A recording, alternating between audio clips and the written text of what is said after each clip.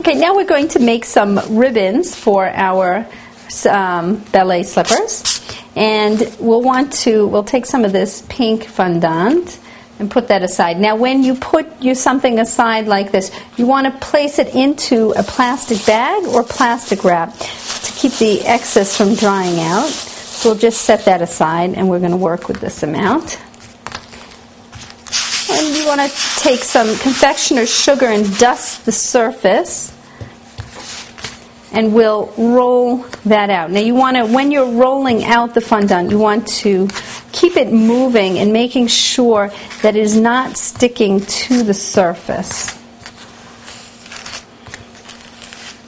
And if it gets sticky, you just add a little bit more and continue. So I'm just going to use a knife, and we'll cut some 3/4 inch strips.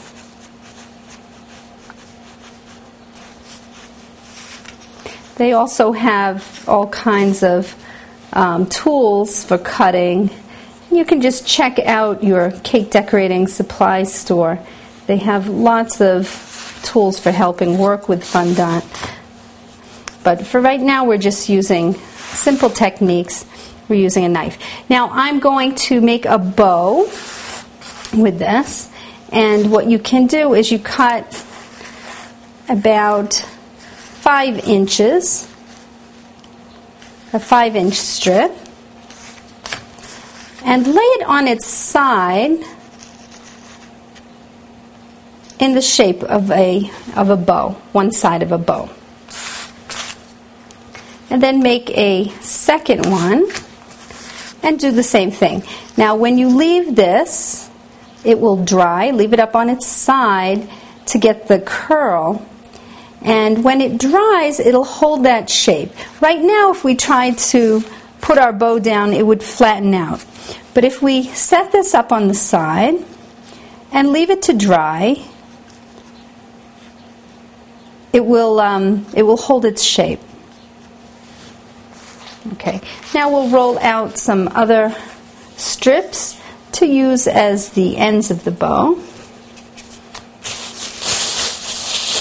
Now if the fondant gets dry like this, you can just knead it again, and you can, if it gets too dry, you can add a little bit of shortening. Again, coat your hands with shortening or margarine and knead, and that will soften up the fondant and make it more workable.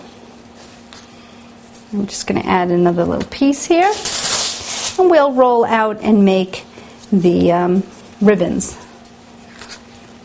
Okay, I've rolled out another strip of the pink, and I'm going to cut again a couple strips of about 3/4 inch wide or a little wider for ribbons.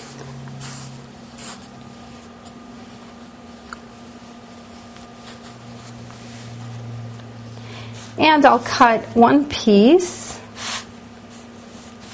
for the center of our bow.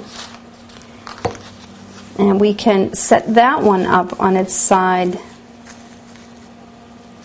sort of in a circle that we'll stick the two ends into. And we'll let that dry. The other ones you don't want to dry, so you can place some plastic wrap over this until we're ready to put the bow together.